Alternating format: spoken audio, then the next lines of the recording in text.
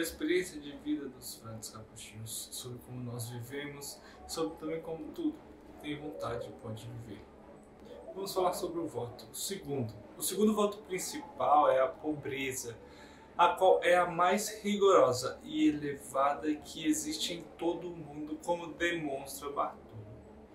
Ele faz um longo discurso sobre todos os estados do mundo, tanto dos seculares quanto dos clérigos, e mostra que em cada estado existe algum tipo de posse ou propriedade de bens temporais, mesmo nos estados mais miseráveis, como a servidão, a prisão ou a condenação à justiça em qualquer pena.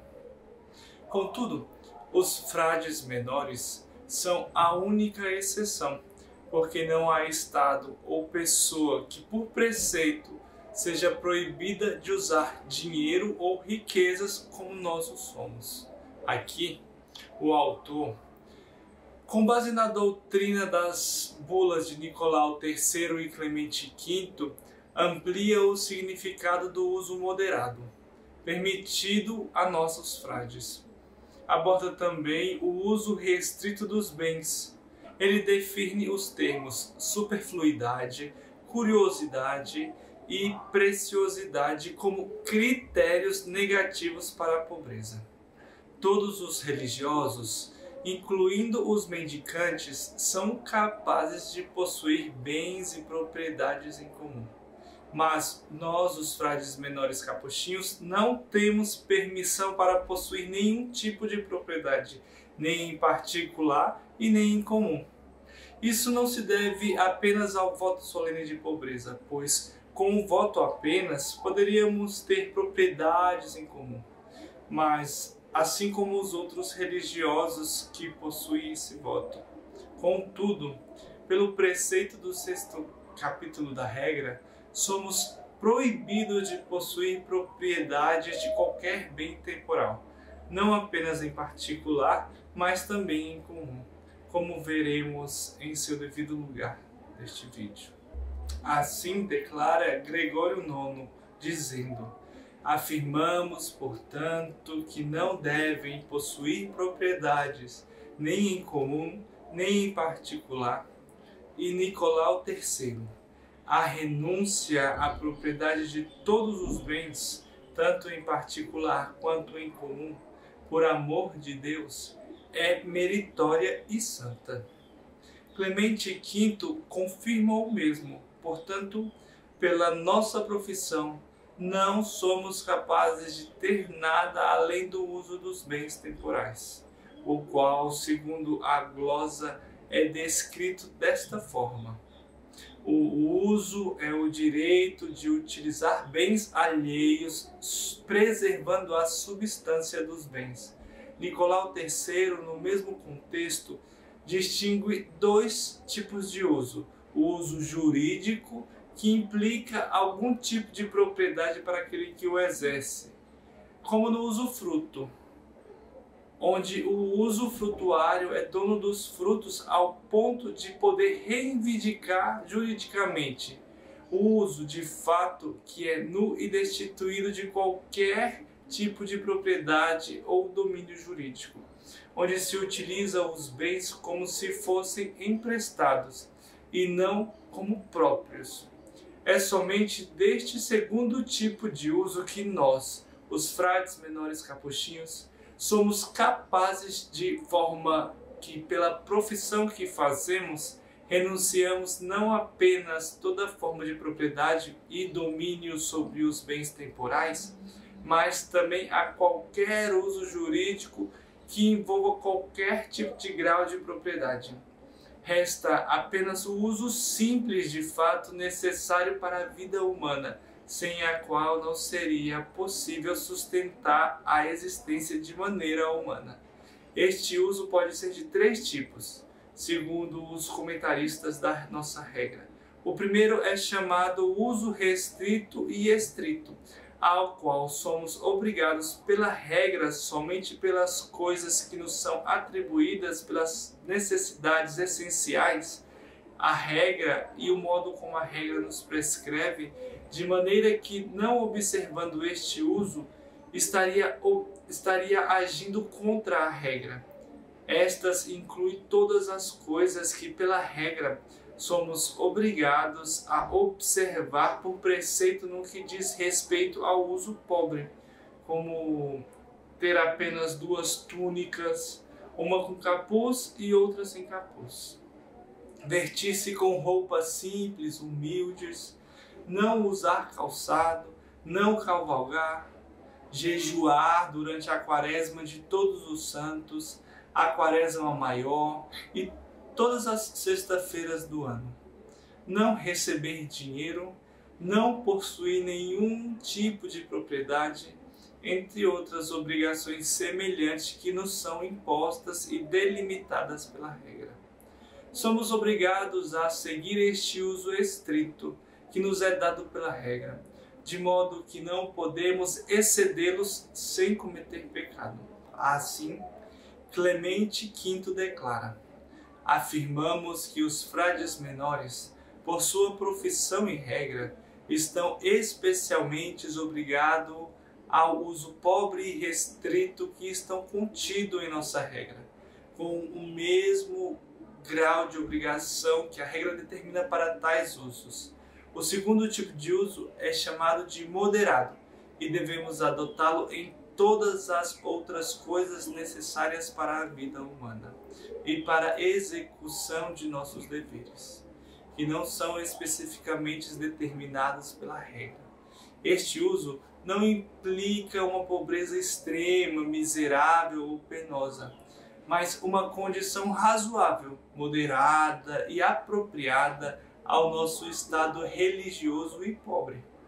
Tampouco consiste em um ponto fixo, mas em uma moderação que é definida como equilíbrio dentro da virtude da pobreza, levando em conta o tempo, o lugar, as pessoas e outras circunstâncias apropriadas. Por exemplo, nos casos das construções, a regra não especifica como que devemos construir os nossos locais, mas ele deve ser proporcionais ao número de frades que ali viverá, maiores ou menores conforme necessário. Quanto aos livros para estudo, a regra não determina a quantidade exata de livros. Assim, eles devem ser usados mais ou menos conforme a necessidade da pessoa e do local. O mesmo se aplica aos utensílios da igreja. Em um local pequeno, 2 cálices podem ser suficientes, enquanto em um local maior, com muitos frades, serão necessários mais cálices, mas sempre evitando a superfluidade, a curiosidade e a preciosidade. A superfluidade está relacionada à quantidade e ocorre quando uma parte sendo retirada, o restante é suficiente. 2 coisas são supérfluas, quando uma só basta. Se 2 cálices são suficientes, 3 é supérfluos. Se 15 celas basta, 20 são supérfluas. E o mesmo vale para os locais. A curiosidade reside na qualidade dos objetos, resultando de uma busca desmedida pelo prazer e pela sofisticação sensorial. Por exemplo, decorar o altar com um quadro de molduras douradas e pinturas preciosas e ornamentadas, feitas com grande despesa, é algo que, embora possa ser usado santamente por outros religiosos para a glória do Senhor, e o incremento do culto divino foi proibido pelo Frei Francisco devido ao seu zelo pela pobreza e simplicidade. Portanto, em tudo o que utilizamos deve prevalecer a simplicidade e a humildade. Apenas a necessidade deve ser considerada. A preciosidade ocorre quando os objetos que utilizamos possuem um valor, um preço muito maior do que o necessário. Por exemplo, se candelabros de madeira são suficientes para servir no altar, Fazê-los de latão ou prata não está de acordo com o uso moderado. Se os paramentos do altar, como as caçolas, podem ser feitos de tecido simples, confeccioná-los com brocado não é adequado ao uso moderado, pois itens preciosos desse tipo não condizem com o nosso estado de pobreza. Este uso moderado, em todas as coisas conforme descrito, é permitido para nós, como afirma e confirma Nicolau III e Clemente V em suas declarações sobre a regra. A pobreza, segundo o autor, exige uma disposição contínua para suportar a falta de bens e distingue 3 graus de pobreza: pobreza de profissão, pobreza de uso e pobreza de afeição. Querer ser pobre e mendicante e ainda assim viver em abundância sem que nada falte, não apenas é algo ridículo, mas é profano e abominável. Como afirma São Boaventura em uma epístola dirigida a toda a ordem. Nesta, ele descreve como vergonhoso, desonesto e preocupações das coisas materiais, permitindo concentrar-se inteiramente em Deus.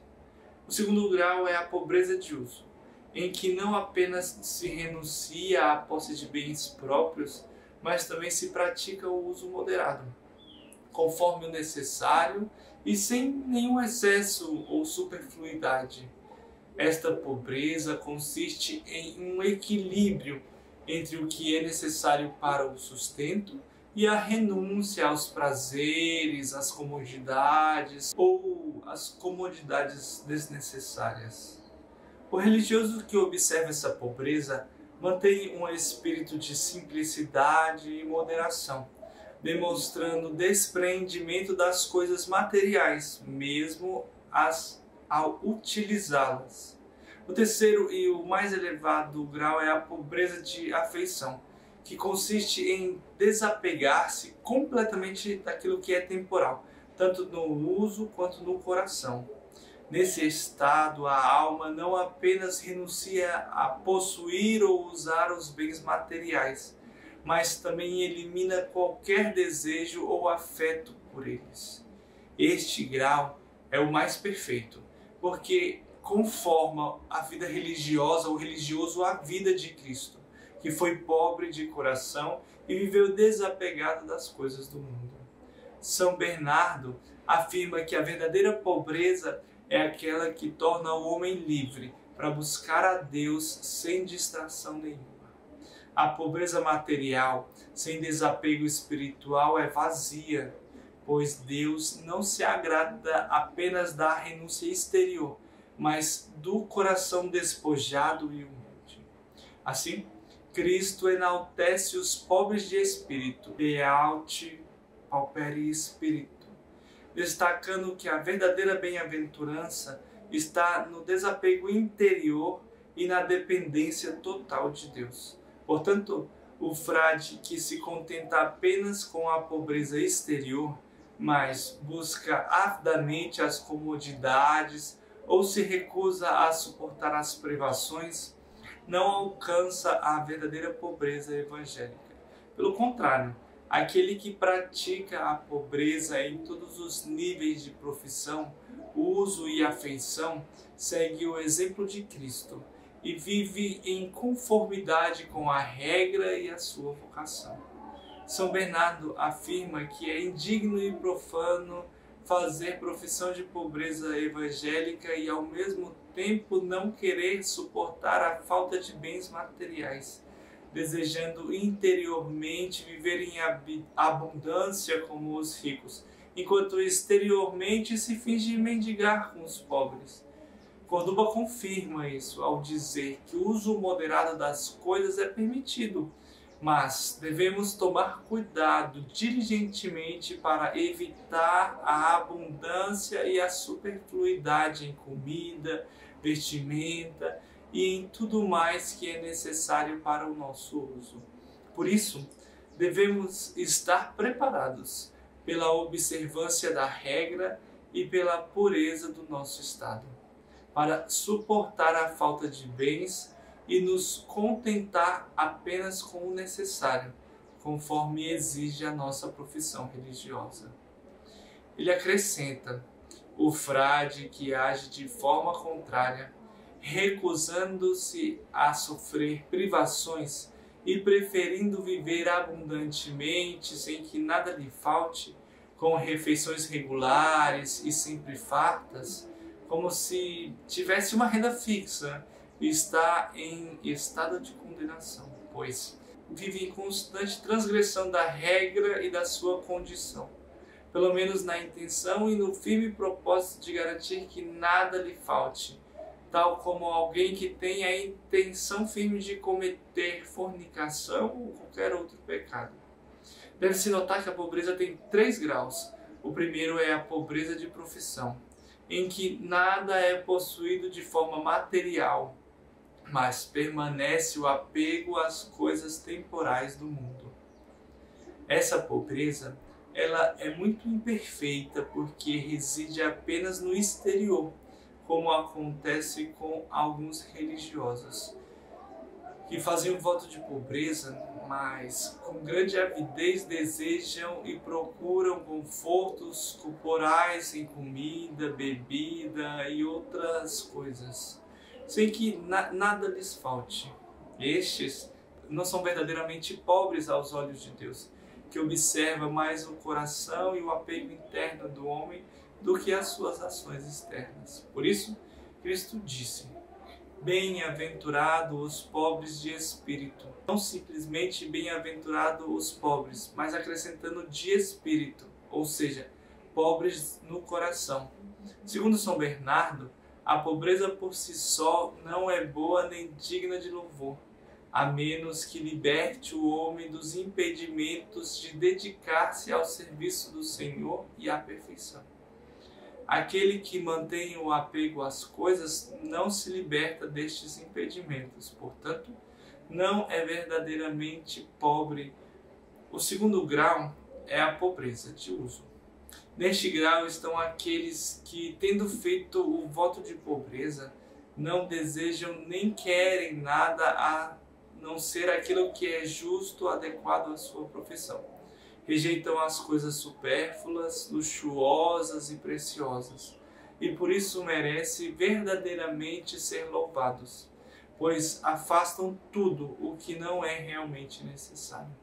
No entanto, as coisas que são necessárias ainda as querem, e retêm com grande apego, sem se colocar totalmente nas mãos dos superiores. Neste ponto, cometem um erro e devem ser repreendidos, pois é permitido usar o necessário, mas não é permitido retê-los com afeto ou propriedade de vontade. O terceiro grau é a pobreza de afeto. Neste grau estão os frades que, com o voto e a promessa feita a Deus, se desapropriaram de todas as coisas temporais do mundo, não desejando nada além do que o absolutamente necessário ao seu estado. Usam estas coisas sem nenhum apego ou propriedade. Antes, com aversão e desconforto, são obrigados à necessidade. Por isso, tomam apenas estritamente o necessário sem exceder, e se pudessem fazer com menos, fariam. Estes são verdadeiramente pobres de espírito. Observam perfeitamente a pobreza prometida e se assemelham aos apóstolos que renunciaram totalmente a todas as coisas do mundo. Por isso, São Pedro, em nome de todos, disse: eis que deixamos tudo. Ecnos relicnos hominos.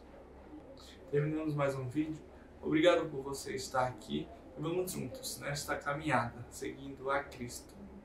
O Senhor te dê a paz.